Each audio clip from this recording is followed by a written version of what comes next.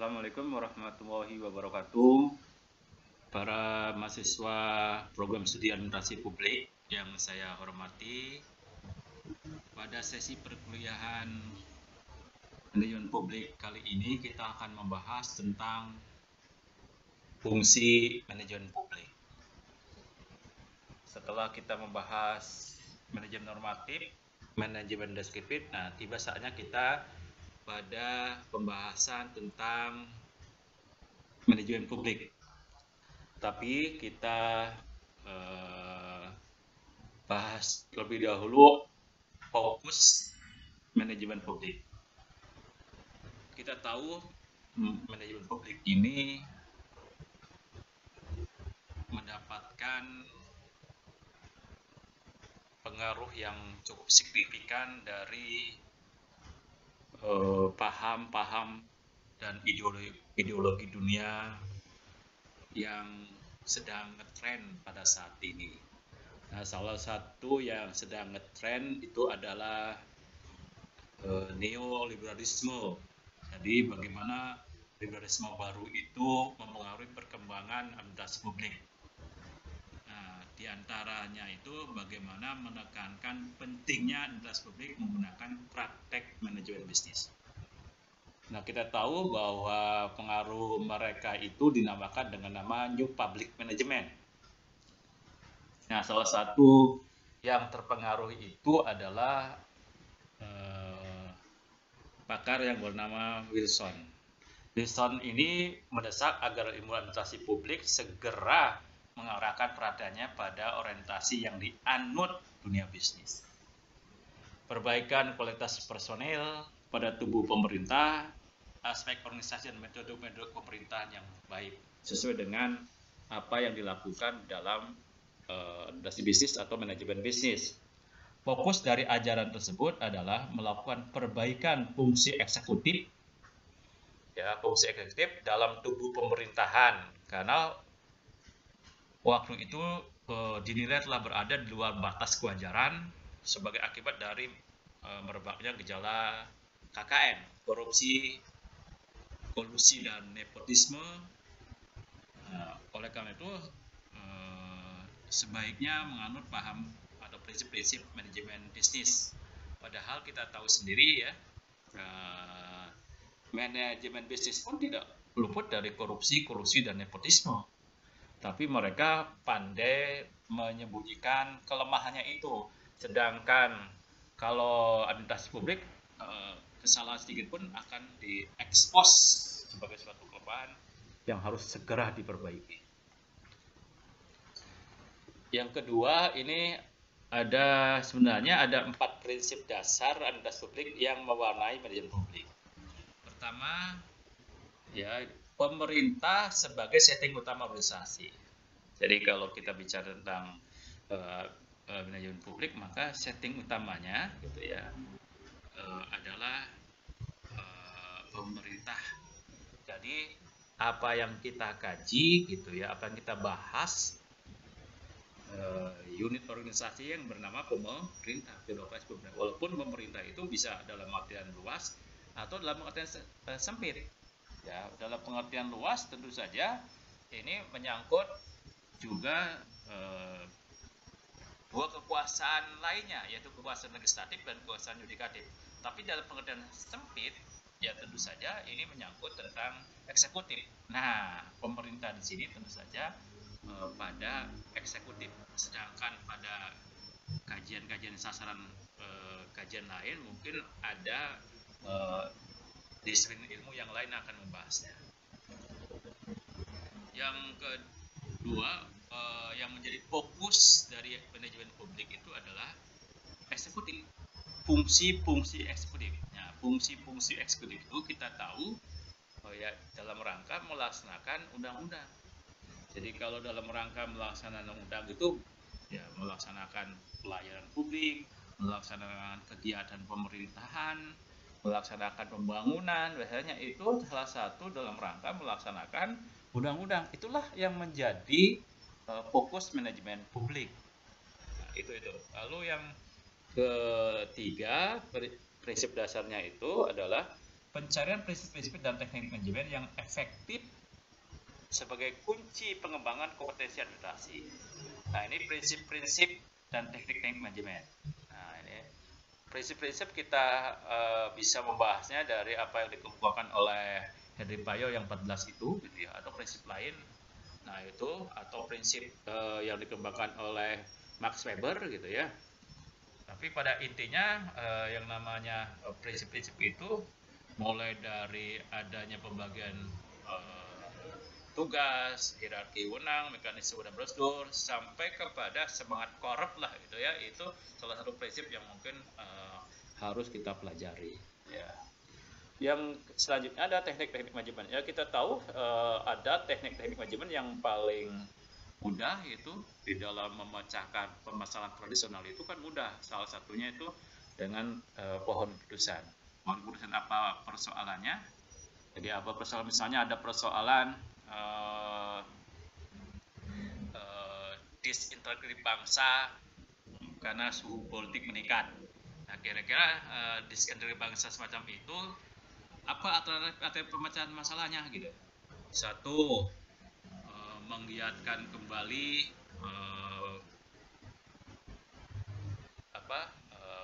pembinaan atau revolusi mental.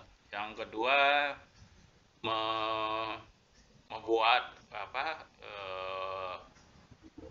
musuh bersama. Nah, kan biasanya musuh bersama itu membuat kita bersatu ya.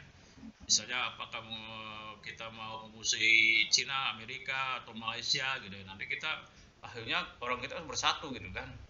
Atau alternatif apa lagi gitu ya, yang menciptakan misalkan membawakan ada event-event olahraga gitu ya. Nah, itu yang kita kelihatannya bersatu ya. Nah, kalau sudah lepas dari itu kadang-kadang susah juga. Nah, apa alternatif? Lalu kita pilih alternatifnya kan gitu. Nah, itu kalau secara nasional seperti itu ya. Tapi kalau misalkan kita mau misalkan bagaimana caranya supaya terselenggaranya K3 di jalan utama suatu kota.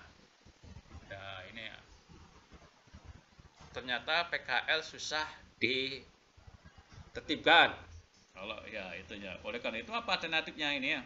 Misalnya satu, menyediakan tempat pedagang gitu ya, menyediakan insentif bagi yang bisa pindah dari situ, bisa dari trotoar gitu ya. Yang ketiga, biasanya ada penataan dari trotoar itu. Jadi jangan sampai makan bahu jalan, sediakan tempat di pinggir-pinggir toko itu, misalnya hanya setengah meter jarak antara satu PKL dengan PKL lain adalah misalkan 5 meter gitu ya, tidak bisa boleh menutupi gitu ya. Nah, kira-kira dari tiga itu yang terbaik yang mana gitu ya.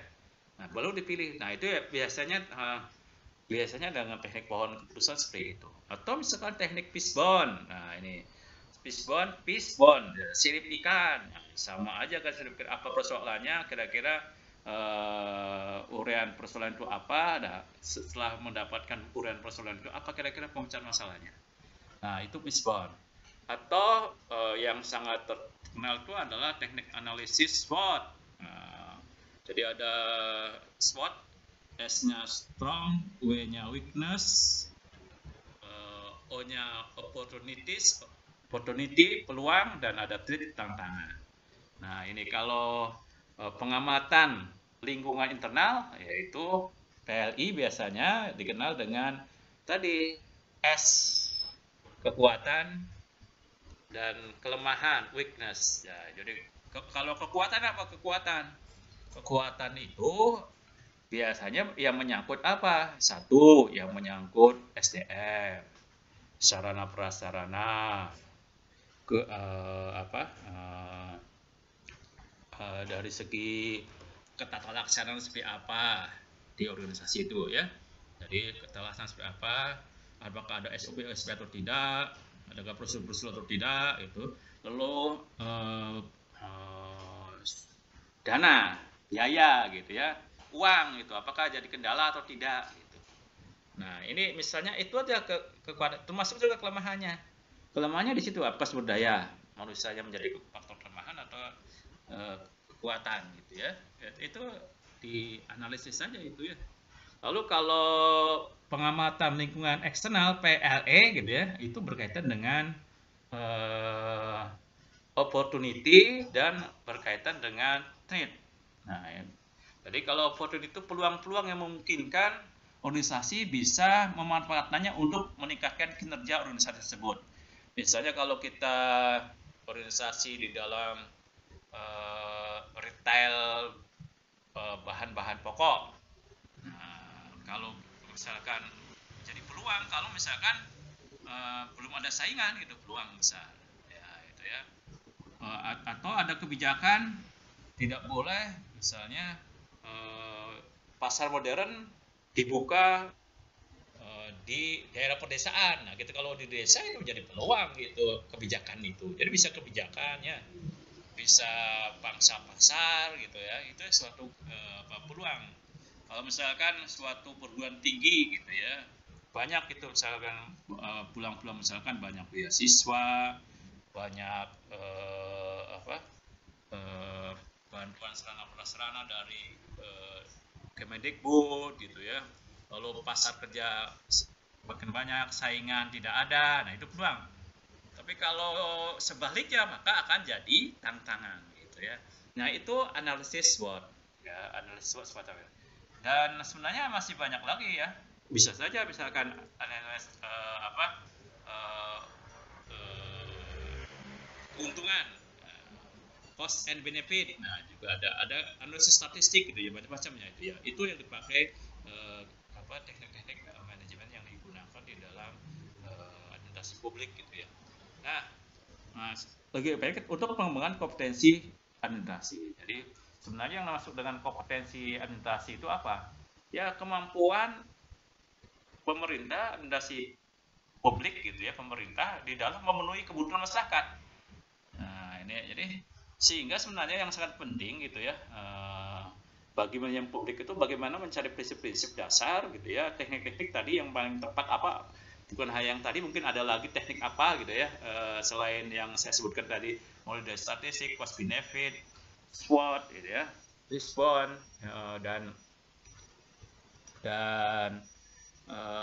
analisa pohon gitu ya, itu apa gitu ya, teknik apa lagi gitu ya yang bisa meningkatkan kompetensi sehingga si pemerintah ini mampu memenuhi kebutuhan masyarakatnya.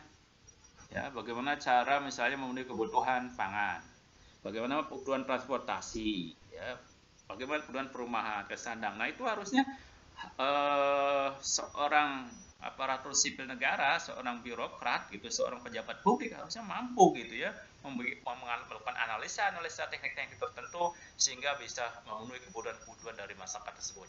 Nah itu makanya sangat penting sekali prinsip dasar ini yang ketiga tadi. Yang selanjutnya gitu ya prinsip dasar lagi itu bahwa metode perbandingan sebagai suatu metode studi pengembangan bidang administrasi. Jadi pada dasarnya yang sangat penting itu bagi administrasi itu menggunakan metode perbandingan.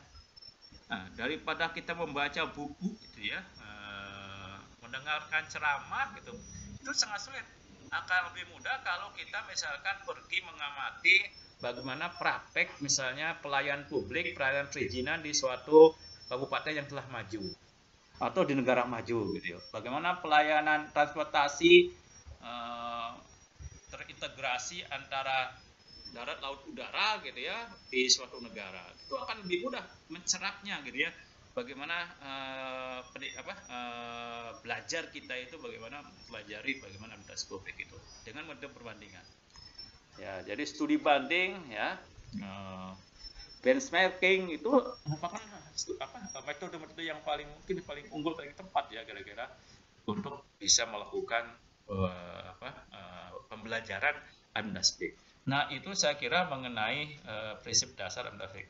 Nah, baiklah, kita akan membicarakan tentang fungsi manajemen publik, gitu ya, fungsi manajemen publik. Pertama, saya kira harus kembali lagi kepada fungsi manajemen umum yang berkaitan dengan manajemen kinerja yang biasanya dipakai oleh administrasi publik itu adalah Manajemen kerja, yaitu yang pertama itu yang disebut dengan manajemen strategis, ada manajemen komponen internal dan ada manajemen komponen eksternal. Pada manajemen strategi atau manajemen strategis itu biasanya ada dua, yaitu yang fungsinya itu ada fungsi menetapkan tujuan dan prioritas organisasi atau prioritas, kalau kita pemerintahan prioritas pembangunan gitu ya. Jadi apa tujuannya, apa prioritasnya, itu yang sangat penting. Ya, itu inti dari manajemen strategi dan strategis itu. Yang kedua, merumuskan rencana operasional untuk mencapai tujuan yang telah ditetapkan. Jadi apa rencana sudah ada prioritas, lalu ke program-program itu apa rencana operasional, bahkan sampai ke rencana aksi gitu ya, rencana detail gitu. Jadi ada rencana rencana strategis ya yang isinya tujuan dan program gitu ya, ada rencana operasional, ada rencana aksi, dan ada rencana detail. Jadi ada harus jelas itu rencana detail dari jam ke jam tiap hari gitu ya, dari hari ke hari tiap minggu, dari minggu tiap bulan gitu sampai ke tahun gitu. Rencana detail harus jelas gitu. Nah itu harusnya memiliki 3 rencana itu yang strateginya semacam itu. Jadi kalau ada rencana operasional, nah ini kira-kira yang gambaran lebih luasnya, yang lebih luasnya kegiatan-kegiatan apa saja, lalu rencana aksinya apa saja gitu ya, untuk mencapai rencana operasional itu baru ada rencana detail. Jadi di strategi itu sangat rencana operasional itu sangat penting itu, terutama ini harus dilakukan di dalam kegiatan-kegiatan pemerintahan atau kegiatan-kegiatan administrasi publik. Yang kedua, ini manajemen komponen internal ya, ini sama manajemen komponen internal itu biasanya fungsi-fungsi normatif yang biasa digunakan yaitu organizing, menetapkan struktur organisasi dan prosedur koordinasi. Ya itu ya, itu di internal itu ya. Lalu staffing, menempatkan orang yang tepat untuk mengisi jabatan dalam organisasi. The right man on the right place. Lalu directing, menggerakkan atau mengarahkan pegawai dan sistem personalia. Lalu ada kontrol kinerja, mengevaluasi kinerja pegawai dan pencapaian tujuan organisasi. Saya kira itu fungsi-fungsi normatif yang biasanya sering digunakan di dalam administrasi publik atau di dalam manajemen pemerintahan itu. Lalu ada manajemen komponen eksternal, ini ada fungsi-fungsi misalnya menjalin kerjasama dengan manajer di luar unit-unit lain. Jadi kalau misalkan seorang kepala dinas PUPR gitu ya, berarti harus kerjasama dengan dinas pendidikan, kepala dinas pendidikan, kepala dinas kesehatan, lalu dinas permukiman, dengan dinas kehutanan dan lingkungan hidup. Nah, itu harus kerjasama, itu yang bisa jadi komponen eksternal. Demikian juga menjalin hubungan dengan organisasi independen, kelompok kepentingan, dan perusahaan. Nah itu juga harus dijalin seorang manajer publik itu, seorang pemimpin publik itu, misalkan seorang bupati gitu ya, harus bisa mengerjakan dengan LSM gitu ya, civil society baik dalam maupun luar negeri gitu. Kalau tidak, sangat sulit itu kita mengendalikan mereka, dan sangat sulit kita minta bantuan mereka. Makanya harus ada menjalin hubungan yang baik dengan mereka. Demikian juga interest group, kelompok-kelompok kepentingan ini berbasisnya bisa macam-macam.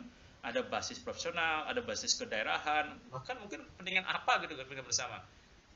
Atau misalkan basis profesional, ada ID, ada PGRI gitu ya, ada Persatuan Perawat Indonesia gitu ya, ada Persatuan Wartawan Indonesia gitu ya. Itu yang sifatnya kelompok-kelompok kepentingan yang sifatnya profesional, tapi ada juga kedaerahan kan gitu ya.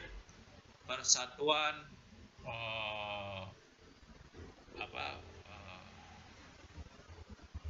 perantau Minang di Indonesia. Nah, ada gitu kan. Itu juga kelompok kepentingan ya. Termasuk juga kelompok-kelompok olahraga gitu ya. LSM kadang-kadang menjadi kelompok kepentingan. Nah, termasuk yang sangat penting juga sebenarnya seorang manajer publik itu harus mampu bisa berhubungan dengan perusahaan-perusahaan. Ya, minimal lah dapat CSR gitu ya, bisa mengambil alih CSR ya, atau bisa meningkatkan pajak, bisa mereka bekerjasama dalam penerimaan tenaga kerja di produk daerahnya gitu ya. Itu juga bisa dilakukan. Makanya perlu melakukan menjalin hubungan dengan mereka itu semua. Nah, itu kalau yang ketiga itu berhubungan dengan media massa dan masyarakat umum. Nah, itu juga sangat penting itu. Saya kira administrator publik atau manajer publik itu harus mampu media berkaitan mengelola media massa. Nah, apalagi di dalam era kebebasan yang sekarang ini, media massa itu ya sebebas-bebasnya katanya ya, sehingga sangat sulit ya. Mengapa ini perlu dikelola? Karena biasanya media massa itu yang kecil bisa jadi besar, itu yang besar bisa jadi kecil gitu ya. Berita yang demo di mana-mana kan gitu, padahal sih di sorotnya yang dekat isinya 10 orang, tapi di mana-mana gitu ya. Di tempat lain disorot juga lebih banyak lagi. Media televisi itu kan begitu.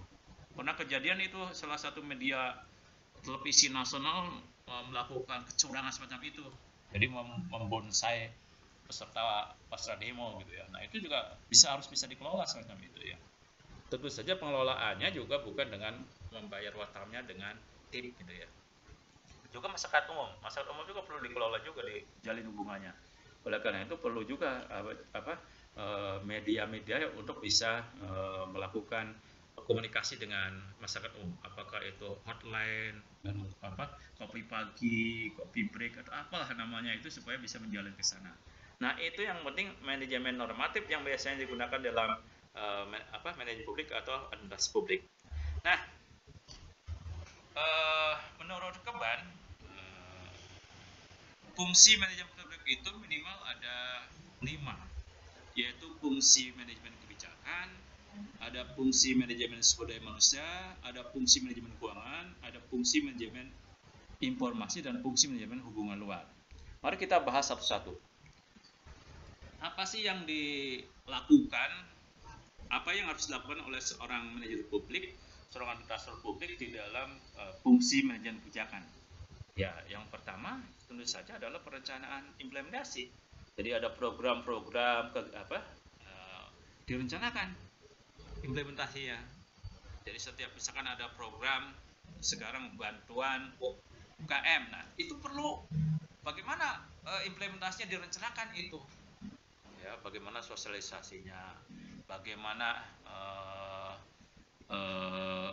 pendataannya, bagaimana verifikasinya, bagaimana penyerahan bantuan yang 2,4 juta itu, bagaimana mengevaluasinya, bagaimana mengukur kinerja program itu.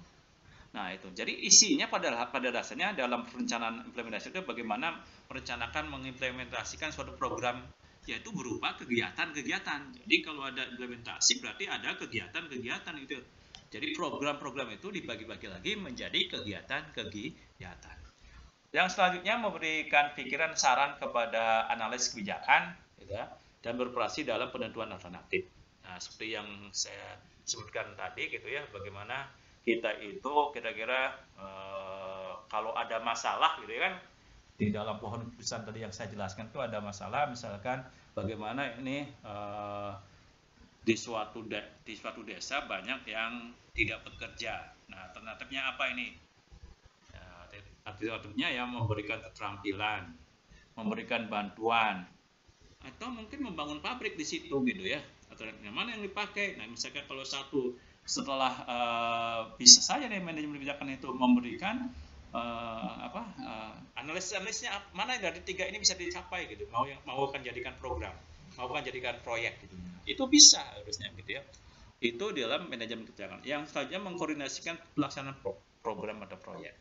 Nah, ketika pelaksanaannya ya bagaimana mengkoordinasikan supaya berjalan dengan baik, jangan saling sikut gitu ya, saling lempar tanggung jawab gitu. Itu perlu dikoordinasikan di dalam manajemen, karena pada dasarnya koordinasi itu ya ada 2 bentuknya kan. Koordinasi itu satu di perencanaan gitu ya, yang kedua di rapat-rapat koordinasi. Yang mungkin yang sangat penting 50% keberhasilannya itu di perencanaan harusnya. Lalu juga memonitor dan mengevaluasi implementasi program proyek. Jadi di samping tadi juga harus juga memonitor dan mengevaluasi. Kita monitor itu ya melihat apa yang terjadi, mengevaluasi apa yang terjadi di lapangan itu harus seperti apa. Lalu nanti akan dijadikan perbaikan. Yang selanjutnya adalah fungsi manajemen SDM. Nah, fungsi manajemen SDM ini ada hal yang sering terjadi di dalam manajemen sumber daya manusia di lingkungan administrasi publik atau pemerintahan, itu adalah berkaitan dengan jumlah, jenis, dan kualitas sesuai dengan tuntutan pekerjaan yang ada. Yang kedua berkaitan dengan distribusi beban kerja tiap unit, ini harus perhatikan. Lalu berkaitan dengan utilisasi, tergantung ini apa, pemanfaatan penggunaan yang biasanya tergantung dari komitmen yang dimiliki. Nah, ada gejala aneh gitu ya dari ketiga tadi gitu ya, dari ketiga aspek tadi, yaitu di dalam manajemen instansi pemerintah itu pertama dari jumlah dan jenis. Biasanya sering dimanipulasi atau misalnya ini di gejala Parkinson itu ya, sehingga pernah mantan presiden Megawati Soekarno Putri itu mengatakan bahwa yang namanya birokrasi pemerintah itu merupakan kerja yang sama, jadi setiap orang yang bisa masuk ke situ ya, padahal sih sebenarnya kebutuhannya yang real tuh untuk PNS itu siap berapa. Nah, tidak tahu untuk guru berapa, untuk dokter berapa ya, untuk pelaksana berapa, itu dia tahu itu sebenarnya sudah apa. Harusnya di jumlah dan jenisnya itu harus benar-benar dihitung gitu ya. Oleh karena itu analisis job description gitu, atau analisis kerja gitu ya, itu juga sangat diperlukan untuk menentukan, dan kapan itu diperlukan nggak tahu juga itu ya. Harusnya sudah harus dimulai gitu ya. Demikian juga berkaitan dengan penempatan distribusi. Nah, kadang-kadang tidak jelas like and dislike dan kepentingan politik. Nah, yang biasanya like and dislike berkaitan dengan kepentingan politik tadi. Misalnya dalam suatu pilkada gitu ya, si A, B, C mendukung si X, Y yang lainnya mendukung Y gitu ya. Pas menang Y, maka yang X ini nanti dibuang gitu ya. Sepandai apa, sepintar apa, sehebat apapun pekerjaannya ya, ini nggak dipakai gitu. Nah, itu biasanya kepentingan politik itu penempatan isunya yang sangat kuat. Termasuk juga misalkan ini ya, kalau di dalam kenyataan di birokrasi, misalkan dalam guru. Nah, guru itu kan kebanyakan inginnya di kota, karena di kota bisa memperoleh tambahan-tambahan pendapatan. Sehingga di perkotaan itu kalau surplus guru, tapi kalau desa tidak ada guru. Nah, itu masalah distribusi. Demikian juga kalau dilihat di dalam pemerintahan itu juga ada yang namanya jabatan basah dan jabatan kering. Jabatan basah artinya sering dapat duit, jabatan kering nggak punya duit. Misalnya kan jabatan kering itu misalkan di dinas perpustakaan dan arsip, si jabatan kering nggak ada proyeknya, anggarannya pun paling besar mungkin 1 miliar. Nah, beda dengan misalkan di dinas PUPR gitu ya, bisa sampai 1 triliun atau 1,5 triliun ya, sehingga kalau ada uangnya banyak maka sebenarnya jabatan basah, karena pasti dapat honor banyak di situ. Nah, itu juga itu juga mengakibatkan penempatannya ya, kebanyakan orang itu pengen yang jabatan basah. Alhamdulillah sebenarnya pada dasarnya sekarang itu sudah ada tunjangan kinerja. Nah, ada tunjangan kinerja walaupun di beberapa tempat masih ada proses-proses, tapi minimal lah untuk menghilangkan yang disebut dengan jadi jabatan basah, jabatan kering itu sudah tidak ada lagi gitu harusnya. Bagaimana sebenarnya pekerjaan-pekerjaan itu dilakukan dengan baik, maka dapat tunjangan kerja yang sama. Nah, ini yang sebenarnya agak tunjangan kerja ini agak menetralisir penempatan distribusi pegawai ya. Lalu pemanfaatan utilisasi biasanya kurang karena tidak ada analisis jabatan, tidak ada job description gitu ya, maka akibatnya sebenarnya beban kerjanya nggak jelas gitu ya. Misalkan yang kebanyakan misalnya orang yang bikin surat, bikin tukang ketik itu berapa sih yang dibutuhkannya ya. Nah, itu harus dihitung sebenarnya, supir itu berapa gitu ya, dan kegiatan apa harus dihitung semua itu sehingga jelas itu dihitung dibutuhkannya. Jadi sehari itu bisa menyelesaikan pekerjaan apa saja gitu ya, dalam sehari itu dicek harusnya dengan jelas itu bisa menyelesaikan, sehingga bisa dimanfaatkan dengan sebaik-baiknya itu tenaga ASN itu dengan sebaik-baiknya. Jangan sampai masih ada ASN yang main catur, membaca koran, apalagi sekarang main game, medsos itu, media sosial. Nah, itu jangan sampai terjadi demikian harusnya ya, kalau pemanfaatan atau industri dengan baik. Nah, ini ya dasarnya apa? Dasarnya analisis jabatan gitu ya. Nah, oleh karena itu ke depan sebenarnya dalam fungsi manajemen sumber daya manusia itu diperlukan strategi, teknik, pendekatan manajemen SDM yang tepat sehingga meningkatkan kinerja SDM instansi pemerintah. Selanjutnya itu fungsi manajemen informasi. Ya, fungsi manajemen keuangan. Nah, di manajemen keuangan itu tugas utama dari pemerintah kan ya dimanapun organisasi itu ada dua kan. Pertama mencari dana, merencanakan dan mengalokasikannya. Jadi mencari dana, merencanakan, mengalokasikannya, lalu memanfaatkannya kan gitu. Ya, memanfaatkannya secara optimal dan mengendalikan secara rencana. Nah, itu kira-kira itu kegiatan-kegiatan tugas utama dalam pemerintah di manajemen keuangan itu, mencari dana. Kita tahu dananya bisa dari pajak, dari distribusi, dari royalti, dari penghasilan penghasilan usaha gitu ya, usaha-usaha atau yang non pajak gitu ya. Merencanakan mengalokasikan sesuai dengan kebutuhan. Nah, ini kita harus belajar lagi bagaimana merencanakan mengalokasikan sesuai dengan kebutuhan, memanfaatkan secara optimal dan mengendalikan sesuai rencana. Nah, itu saya kira itu. Lalu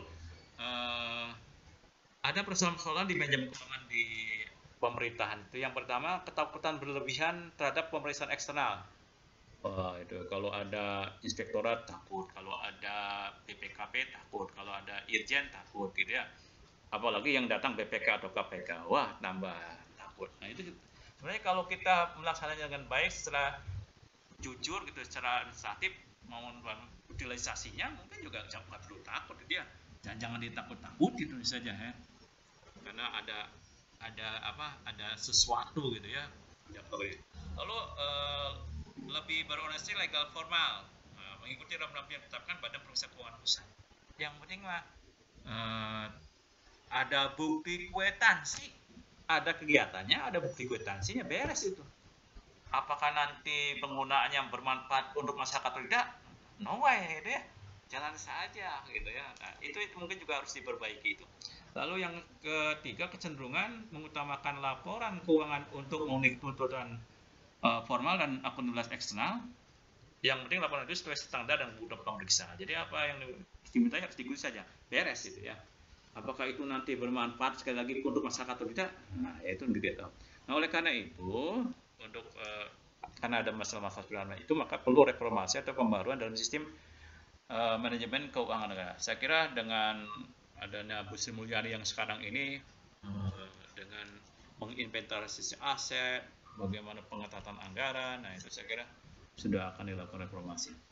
Yang selanjutnya itu yang kelima itu adalah fungsi manajemen informasi. Nah, ini pentingnya informasi itu kan bahwa semua urusan pimpinan, baik perencanaan anggaran, pembuatan perusahaan, pengembangan organisasi, kontrol dan koordinasi membutuhkan data atau informasi. Ya, jadi semua urusan pimpinan itu dalam itu harus berbasis informasi, gitu ya, data dan informasi. Jumlah dan kualitas informasi itu sebenarnya kekuatan untuk bekerja sama dengan pihak luar, termasuk penguasaan pasar. Jadi kalau kita basisnya itu data dan informasi, kita bisa bekerja sama dengan manapun ya, kita dapat. Makanya kadang-kadang ini ada data dan informasi itu kadang-kadang mahal gitu ya sekarang gitu ya. Nah, bagaimana kita bisa menguasai itu harusnya gitu ya. Yang ketiga, pelayanan publik yang baik ditentukan oleh kualitas manajemen informasinya. Nah, ini yang sangat penting itu di dalam manajemen informasi itu di pemerintahan itu. Nah, oleh karena itu, bagaimana gambaran manajemen informasi pemerintah? Unit pengelola informasi tidak dianggap penting. Nah, ini kadang di suatu Excel kadang-kadang ini unit pengelolanya itu pindah-pindah. Kadang-kadang di Bapeda, kadang-kadang di Diskominfo, kadang-kadang di mana lagi gitu ya. Nah, unit pengelola informasinya itu belum pindah karena tidak penting gitu ya. Bahkan kenapa tidak penting juga? Ya sulit juga sebenarnya. Pengelola informasi kan sebenarnya data dan informasi itu kan ada BPS. Nah, ada juga ini. Jadi kadang-kadang ini tabrakan gitu. Padahal sih pembagian tugasnya sudah jelas. Kalau BPS itu data dasar, kalau Pemda gitu, dan data dan informasi pembangunan, kan jelas sebenarnya. Tapi kadang-kadang ini memang saling simultan, bersinggungan gitu kadang-kadang gitu. Nah, ini juga perlu diperbaiki ya. Tidak terintegrasi dengan unit lain. Coba aja cari data penduduk, data orang sakit, data orang miskin antara satu badan, satu lembaga, satu dinas dengan dinas lain gitu ya, kadang-kadang berbeda. Bahkan di satu kabupaten yang lucunya itu Bapeda mengeluarkan lain, BPS mengeluarkan lain gitu ya. Kantor bupati mengeluarkan lain, Setdat mengeluarkan lain gitu ya. Nah, itu kan lucu gitu ya. Oleh karena itu ya perlulah pembaharuan di dalam manajemen informasi ini. Nah, diantaranya siapa membutuhkan data apa, unitnya siapa, pimpinannya siapa, pihak luar siapa, itu harus jelas itu. Lalu dalam bentuk apa, format apa, seperti apa jenis dan data informasi itu. Ya, harusnya diklasifikasikan gitu ya. Lalu yang kedua, kapan dipersiapkan? Nah, ini yang seperti kapan dipersiapkan. Ya, jadi harus siap sedia terus harusnya itu, jangan mencari-cari dulu. Ya, ini saya punya pengalaman ketika bekerjasama dengan suatu Pemda minta data ke BPS. Katanya iya nanti dipenuhi 1 minggu. Saya kemudian ada jawaban, harus melalui surat resmi. Bapeda waktu itu mengirimkan ke BPS. Katanya harus dari bupati kirimkan, katanya datanya belum siap. Nah, itu gimana itu? Itu terjadi itu ya. Kapan dipersiapkan itu harusnya jelas gitu ya. Lalu kualitas SDM-nya seperti apa? Nah, kemampuan pengelolaan datanya itu sangat kurang. Jadi perlu juga orang-orang yang baru kuliah. Nah, yang terakhir ini berkaitan dengan fungsi manajemen luar, yaitu hubungan dengan dunia luar, apakah itu masyarakat umum, NGO, atau civil society, atau LSM, bisnis gitu ya, kelompok kepentingan, kelompok penekan gitu, harus jelasnya. Nah, sekarang kan di pusat saja kepada kelompok penekan gitu ya, yaitu kami gitu ya, atau FPI sekarang itu kita kadang-kadang susah juga itu ya, suka membinanya itu susah sekali gitu ya. Nah, mungkin harus punya trik-trik khusus gitu ya, komunikator ulung di tingkat pemerintahan. Ya, itu bukan hanya di pusat, ternyata di provinsi dan kabupaten kota pun perlu itu gitu ya. Oleh karena itu, mengapa ini sering terjadi? Karena sentralisasi yang berlebihan, orientasi ke pemerintah pusat atau alasan sebagai customer. Nah, biasanya itu penggunanya ke sana. Jadi hubungan luar bukan hanya ke atasan saja, ya, tapi juga ke lingkungan sekitarnya tadi. Ya, kelompok penekan terutama juga ada LSM, kelompok kepentingan juga tadi harus diperhatikan ya. Itu. Jadi kelompok kepentingan gitu ya, pakai profesi, kedaerahan gitu ya, olahraga, itu kelompok kepentingan ya. Itu biasanya. Bahkan penggemar motor gede pun termasuk kelompok kepentingan juga itu ya, yang dimintai. Kelompok buruh. Nah, kelompok buruh bisa kelompok kepentingan dan kelompok penekan ya sekaligus ya. Ketika ada undang-undang cipta kerja itu bisa jadi itu kelompok penekan dan kelompok kepentingan yang berupaya bagaimana menggulkan keinginan-keinginannya itu ya. Nah, itu harus pandai berkomunikasi harusnya. Jangan sampai dibiarkan begitu saja, termasuk kepada kelompok FPI harusnya mampu berkomunikasi dengan baik dengan mereka. Nah, tujuannya apa? Ini network yang sehat. Kepuasan semua stakeholder, masyarakat, LSM dan swasta gitu harusnya ke situ. Jadi bagaimana nih? Ini memang butuh seni tersendiri ya. Nah, ini juga sebenarnya hubungan luar ini kan tuntutan dari neoliberalisme. Ya, NPM atau governance itu kan itu. Sekarang ada istilah collaborative governance, ada open government, ya, ada good governance, apalagi digital government. Itu pada dasarnya neoliberalis yang menginginkan bagaimana menjaga hubungan baik antara pemerintah dengan pihak terkait, apakah itu pihak swasta, apakah pihak civil society, apakah pihak masyarakat umum, apakah pihak kelompok penekan, ini itu harus ini. Jadi ada bagaimanapun juga harus ada kerja sama yang baik itu untuk bisa kita berjalan. Nah, siapa yang memimpin? Tentu saja yang memimpin itu harus pemerintah. Bagaimana bisa menskenario ini? Nah, memang ada persoalan karena ternyata di pemerintahnya pun terkotak-kotak, hanya kepentingan gitu ya, sehingga kepentingan-kepentingannya itu ya bentrok juga akhirnya. Nah, itu persoalannya harusnya berarti kelompok-kelompok kepentingan di di dalam pemerintah sendiri harus perlu dikonsolidasikan dulu, baru kita bisa bekerja sama dengan pihak luar. Dan siapa yang ngomong keluar gitu ya harus tertentu gitu ya. Misalnya Pemda, siapa yang berhak menjadi juru bicara Pemda? Yang pertama ya bupati, yang kedua ya wakil bupati, yang ketiga sekda atau ya bagian humas. Yang lain tuh kalau ngomong itu harus lewat 4 orang itu minimalnya, harus disaring ngomong oleh 4 orang itu, jangan ngomong semuanya gitu ya. Makanya ada di presiden ada KSP gitu ya, ada juru bicara. Nah ini tapi tampaknya susah juga gitu ya. Ada Menseknek, ada KSP, ada menteri sekretaris kabinet gitu, harusnya bisa terkoordinasi dengan baik, tapi tambah susah. Nah ini saya kira fungsi-fungsi manajemen publik yang harus dikuasai oleh mahasiswa yang mengikuti perkuliahan manajemen publik. Saya cukupkan sekian. Terima kasih. Assalamualaikum warahmatullahi wabarakatuh.